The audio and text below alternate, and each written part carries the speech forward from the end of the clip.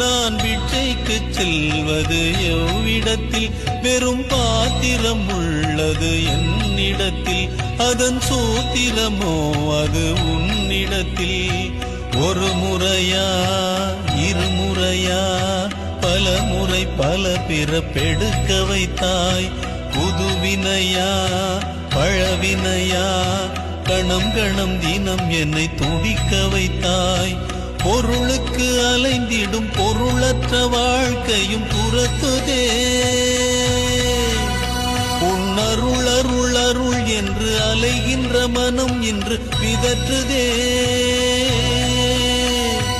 அருள் நிறையும் அருணையே, ரமணன் என்னும் கருணையே, உன் திருக்கரம் என்னை அரவணை துணதருள் பெற பிச்சை பாத்திரம் ஏந்தி வந்தேன் ஐய.